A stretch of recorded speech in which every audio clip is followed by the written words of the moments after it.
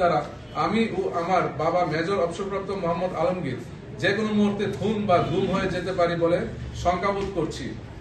আমি ও আমার বাবা মেজর অবসরপ্রাপ্ত মোহাম্মদ আলমগীর খুন বা গুম হয়ে গেলে উল্লেখিত অফিসারগণ মামলা নং দ্রুত জিআর 6/22 এর আসামিগণ, মামলা নং সিআর 1638 এর আসামিগণ ও জিডি নং 410 তারিখ 8/5/2022, জিডি নং 1554 তারিখ 20/11/2022, জিডি নং 2262 তারিখ 26/10/2023 ও জিডি নং 392 তারিখ 6/5/2024 এর আসামিগণ ও 5 আগস্ট 2024 সালে ফ্যাসিস্ট সরকারের পতনের পরবর্তীতে আমার বিরুদ্ধে করা মামলার তদন্ত কর্মকর্তাগণ ও ফ্যাসিস্ট সরকারের দোসর ও সরকারি খাল দখলদার আওয়ামী নেতা সরকার মাহমুদ জাভেদ, জুলফিকার আগা বাসেদ, সরকার ফারুক, মোহাম্মদ বাবুল, মোহাম্মদ টিটু, আবুল কাশেম, আলী আকবর ভুইয়া, মোহাম্মদ হারুন, মোহাম্মদ সৌরভ, নাহিদ সরকার, এনামুল কবির, সাকাওয়াত হোসেন প্রিন্স, মোহাম্মদ কায়ুম, আকিব হোসেন ও মোহাম্মদ রাজীবগঞ্জ দায়ী থাকিবে।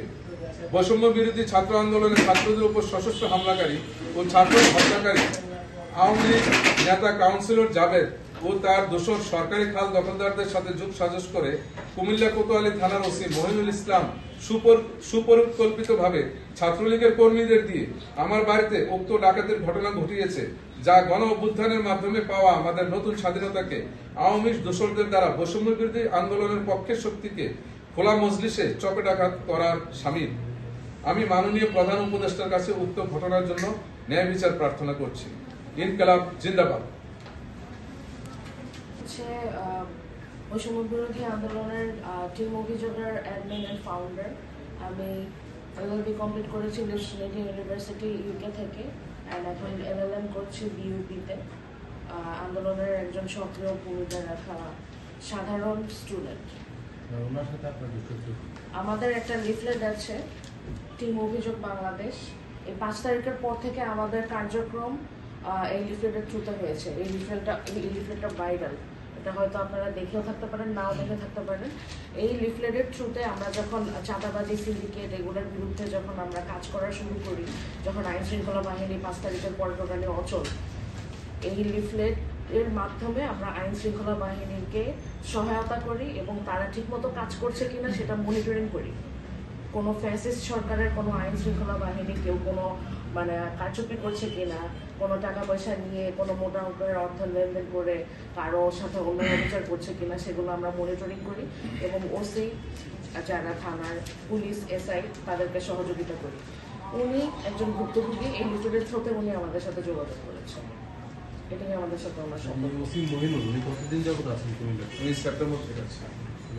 এখন পর্যন্ত এই যে সমস্যাটা আপনি ফেস করেছেন, আপনি যে অভিযোগগুলো এনেছেন, এই অভিযোগের ভিত্তিতে তার বিরুদ্ধে কোনো আপনি মামলা বা অন্য কোনো প্রক্রিয়া গেছেন কিনা, আইনি প্রক্রিয়ায়? জি, আমি মামলা করেছি 29 অক্টোবর 2024 সালে আমি ওসির বিরুদ্ধে মামলা করেছি। মামলা করে বাসায় আসার সাথে সাথে সে আবারও আমাকে পুলিশ দিয়ে অ্যারেস্ট করে নিয়ে গেছে। আচ্ছা, আপনার মূল অভিযোগ, অনেকগুলো অভিযোগ দেখলাম 5-7টার মতো, আপনি মূল কোনটাতে বেশি সাফার হয়েছে ওইটা এবং আপনার দাবিটা কি দেবো? আমার মেইনলি আমি জনস্বার্থে একটা কাজ করতেছি, এটা হলো রিড করেছি এবং প্রথমে আমি 2023 সালে 31 ডিসেম্বর 2023 সালে আমি আবেদন করেছিলাম জেলা প্রশাসক বরাবর এই সরকারি খালটা উদ্ধার করার জন্য। এই খালটা আমাদের এলাকার কাউন্সিলর সরকার মাহমুদ জাভেদ, আওয়ামী লীগ নেতা প্লাস তার দোসররা এটা দখল করে মাল্টি স্টোরি বিল্ডিং করে রেখেছে। তো আমি জনস্বার্থে আমাদের পয় নিষ্কাশন এবং জলস্রোতের দ্বারা অব্যাহত রাখার জন্য আমি জনস্বার্থে আবেদনটা দিয়েছিলাম ডিসি বরাবর। বেসিক্যালি আমাদের এলাকায় যখন অতিবৃষ্টি হয় তখন কোমর সমান পানির নিচে নিমজ্জিত হয় আমাদের এলাকার রেসকোর্স। তো এটা থেকে পরিত্রাণ পাওয়ার জন্য তার ভয়ে কেউ কথা বলে না, কেউ কোনো প্রতিবাদ করে না। তো আমি প্রতিবাদ করি অল দ্য টাইম।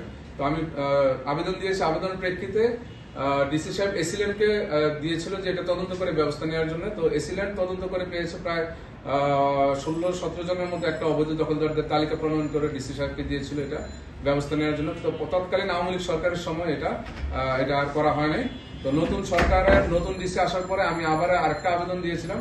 তো ডিসি সাহেবের তখন করেছিল যে এই ম্যাজিস্ট্রেট নিয়োগ করে 1970 সালের উচ্ছেদ আইন অনুসারে এটা আবার ব্যবস্থা নেওয়ার জন্য এটা আদেশ দিয়েছিল ম্যাজিস্ট্রেট নিয়োগ করে। তার পরবর্তী থেকে যখন এটা জানাজানি হয়, আমার উপর এক এক করে মামলা হামলা এগুলো শুরু হয়ে গিয়েছে। তো এখন দিতে দিতে আমার নামে 8টা মামলা দিয়েছে এবং আমি বৈষম্য বিরোধী ছাত্র আন্দোলনের পক্ষে থেকে আমি আন্দোলন করেছি, এখন আমাকে বৈষম্য বিরোধী ছাত্র আন্দোলনের বিপক্ষের মামলা দিয়ে আমাকে ফাঁসানো হচ্ছে। আর আমি চাচ্ছি যে মেনলি আমাদের এই খালটা উদ্ধার করা হোক এবং ওসি আমার বাড়িতে ওসির সহায়তায় আমার বাড়িতে ডাকাতি করে আমার যে মালামালগুলো নিয়ে গেছে এই মালামালগুলো আমি ফেরত চাই এবং মাননীয় প্রধান উপদেষ্টার কাছে আমি এই ঘটনার জন্য আমি বিচার প্রার্থী। ওসি কি এখনো আছেন? জি ওসি আছে। মানে ওই খালটা উদ্ধার করার জন্য উনি রিট করেছিল, এটা ওনার জন্য কাল হয়ে দাঁড়াইছে। ওসি তাহলে এখনো বহাল তবিয়তে আছে? জি ওসি সাহেব এখনো এখন কিভাবে থাকে এটা নিয়ে ডিসি বা আপনার যারা প্রশাসক রয়েছে ওই অত্র অঞ্চলে তারা কোনো ব্যবস্থা নিচ্ছে না কেন? এখন তারা ব্যবস্থা নিচ্ছে না কারণ তারা খুবই পাওয়ারফুল। আর যে কাউন্সিলর আছে আমি এটার মধ্যে একটা ছবি দিয়েছি আপনি দেখবেন, সে অলরেডি মানে ব্যাকগ্রাউন্ডে অনেক কিছু চলে আর কি। তো এখন হাইকোর্ট আদেশ দিয়েছে 30 দিনের মধ্যে এটা উচ্ছেদ করার জন্য, মহামান্য হাইকোর্ট। এরপর তো উচ্ছেদ হচ্ছে না। এখন প্রশ্ন হচ্ছে ওসি মহিনুল এখনো কিভাবে আপনি মামলার পরেও সে ওখানে বহাল থাকে, প্লাস হচ্ছে প্রশাসক আপনার যারা জেলা প্রশাসক রয়েছে এবং কমিশনার রয়েছে তারা কেন এটা নিয়ে পদক্ষেপ নিচ্ছে না আপনি এত কিছু করার পরে? এটা তো আমারও প্রশ্ন আপনাদের কাছে, উনি কিভাবে বহাল থাকে? উনি নিরাপত্তাহীনতার ভোগার কারণে আমাদের সাথে যোগাযোগ করেছে। আমি এখন বাড়িতে থাকতে পারি না, সেই অক্টোবর মাস থেকে এই মার্চ পর্যন্ত আমি বাড়িতে থাকতে পারি না, বাড়িতে ঘুমাতে পারি না। যে কোনো সময় গুম হতে পারে ওনার বাবা এবং উনি যে কোনো সময় যে কোনো কিছু ওনার মাধ্যমে হতে পারে।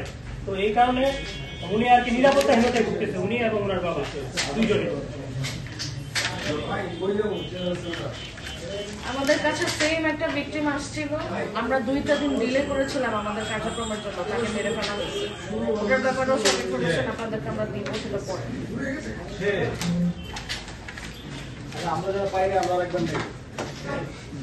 আপনি মেইন যেটা ওইটা বলে দিন, এত কিছু লাস্টে